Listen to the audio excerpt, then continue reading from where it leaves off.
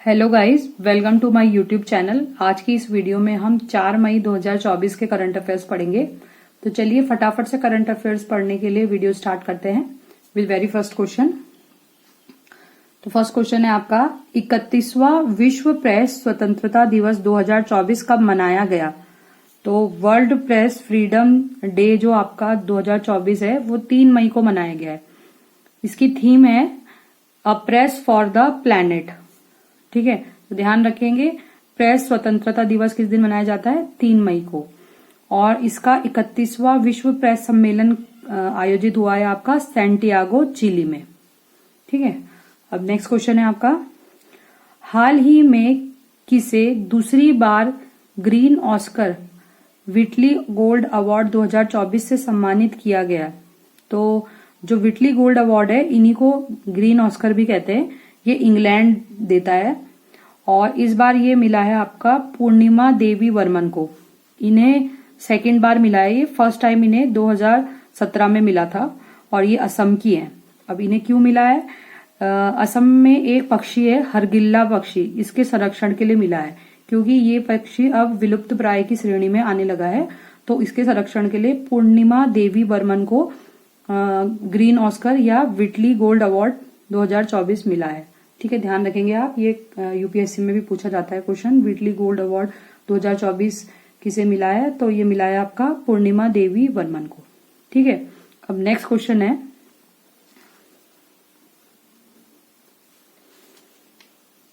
हाल ही में भारत चीन के बीच विवाद का स्थल बनी सक्सगाम घाटी कहाँ स्थित है? तो ये क्वेश्चन काफी इंपॉर्टेंट है कि भारत और चीन के बीच अभी हाल ही में विवाद हो रहा है सक्सगाम घाटी को लेके। तो अभी मैप में पहले इसे पढ़ लेते हैं। ये भारत का टॉप का मैप है।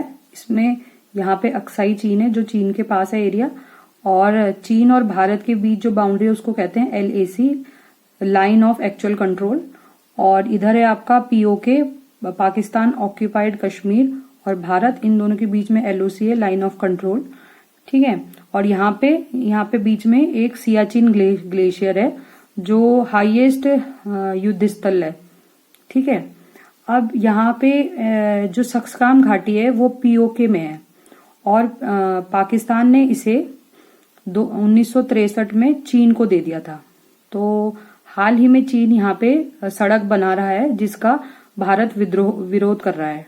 ठीक है, तो आप ध्यान रखेंगे सक्सगाम घाटी कहाँ है? POK में है, और जिसपे चीन सड़क बना रहा है जिसका विरोध भारत कर रहा है। तो अब क्वेश्चन पे आ जाते हैं। तो यहाँ पे देखेंगे ये मैप में कि यहाँ पे ट्रांस हिमालय है। तो ट्रांस हिमालय की विभिन्न श्रेणियां हैं जिसमें क्या है? काराकोरम श्रेणी, लद्दाख श्रेणी और जास्कर श्रेणी। तो जो सक्सगाम घाटी है वो किस श्रेणी में आती है? काराकोरम श्रेणी में। तो ध्यान रखेंगे भारत और चीन के बीच जो विवाद स्थल है सक्सगाम घाटी वो किस श्रेणी में है? ट्रांस हिमालय की काराकोरम श्रेणी में। ठीक है, अब नेक्स्ट क्वेश्चन है, दुनिया का सबसे गहरा ब्लू होल कहाँ खोजा गया? तो हाल ही में दुनिया का सबसे गहरा ब्लू होल खोजा गया है मैक्सिको में, जिसका नाम है तामजा ब्लू होल। ठीक है, इसकी गहराई समुद्र तल से 1380 फीट है। ठीक है, तो ध्यान रखेंगे सबसे गहरा ब्लू होल कहाँ खोजा गया? मैक्सिको में। अब है नेक्स्ट क्वेश्चन, हाल ही में अमूल T20 विश्व कप 2024 में किस क्रिकेट टीम का प्रायोजक बना है? तो पहले T20 विश्व कप की बात कर लें। तो T20 विश्व कप का होस्ट जो है वो USA और वेस्ट इंडीज है, और ये 90 क्रम का है और इसमें 20 टीम भाग ले रही है। अभी कुछ दिनों पहले की करंट अफेयर में हमने पढ़ा था कि T20 वर्ल्ड कप 2024 के ब्रांड एम्बेसडर्स कौन कौन है? तो वो हैं आपके उसेन बोल्ट, क्रिस गेल और युवराज सिंह। ठीक है, तो ये जो T20 विश्व कप 2024 है इसमें अमूल ने 2 क्रिकेट टीम को स्पॉन्सरशिप दी है जो है अमेरिका और साउथ अफ्रीका। तो ध्यान रखेंगे अमेरिका और साउथ अफ्रीका का स्पॉन्सर कौन बना है? अमूल। 8 ट्रिलियन रुपीस के अधिक के मार्केट कैप के साथ भारत की शीर्ष 5 कंपनियों में शामिल होने की उपलब्धि किसने हासिल की है? तो मार्केट कैप क्या होता है? सबसे पहले ये देखेंगे, इसे कहते हैं बाजार पूंजीकरण। ये होता है आपका कुल शेयर इनटू एक शेयर की कीमत, मतलब जितने शेयर होंगे और एक शेयर की जितनी कीमत होगी उतना टोटल करें, उनका मल्टीप्लाई करेंगे तो वो क्या होगा, मार्केट कैप। तो 8 ट्रिलियन से अधिक के मार्केट कैप में भारत की 5 कंपनियां हैं, जिनमें रिलायंस, टीसीएस है, और बैंकों की बात करें तो नंबर 1 पे एचडीएफसी है। तो हाल ही में 8 ट्रिलियन से अधिक के मार्केट कैप हासिल करने वाले कंपनियों में आईसीआईसी भी शामिल हो चुका है। ठीक है, तो ध्यान रखेंगे, हाल ही में 8 ट्रिलियन की मार्केट कैप में कौन शामिल हुआ है, आईसीआईसीआई। अब नेक्स्ट क्वेश्चन है, हाल ही में चर्चा में रहे हैशटैग प्ले ट्रू अभियान का संबंध किससे है? तो हैशटैग प्ले ट्रू अभियान का संबंध नाडा से है। नाडा नेशनल एंटी डोपिंग एजेंसी है। तो नाडा ने हैशटैग प्ले ट्रू अभियान क्यों स्टार्ट किया है? क्योंकि हाल ही में इंटरनेशनल एंटी डोपिंग एजेंसी ने कहा है कि सबसे ज्यादा डोपिंग करने वाले खिलाड़ी भारत के हैं। तो नाडा ने भारतीय खिलाड़ियों के अंदर स्वच्छ खेल की भावना को बढ़ाने के लिए और डोपिंग को नहीं करने के लिए हैशटैग प्ले ट्रू अभियान को स्टार्ट किया है।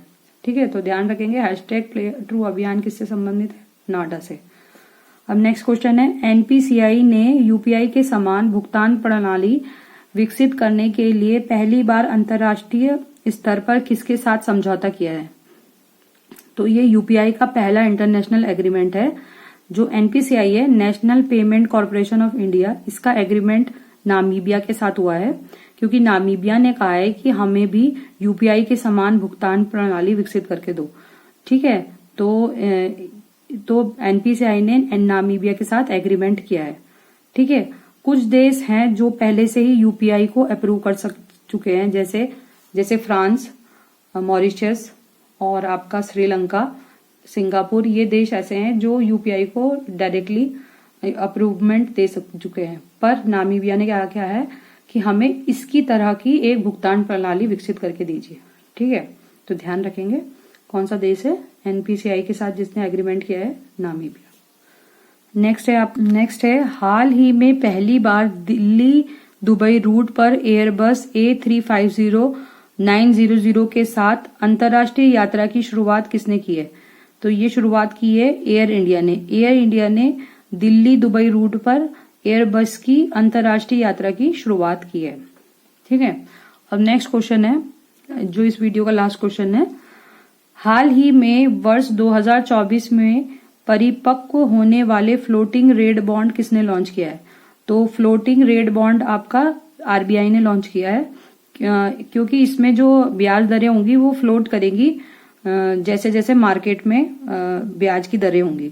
तो अभी फिलहाल जैसे 8% है, तो अगले साल जो परसेंट होगी उसके अगले साल, तो इस तरह ये परिपक्व बॉन्ड जो है वो 2034 तक के लिए है। ठीक है, तो इस तरह गाइज इस वीडियो में आज के करंट अफेयर्स कंप्लीट होते हैं। अब हम क्वेश्चंस ऑफ द डे की बात कर लेते हैं। ये क्वेश्चंस ऑफ द डे हैं, प्लीज गाइज इनका आंसर कमेंट बॉक्स में दीजिएगा। तो फर्स्ट क्वेश्चन है आपका, 24वां हॉर्नबिल फेस्टिवल 2023 कहाँ प्रारंभ हुआ?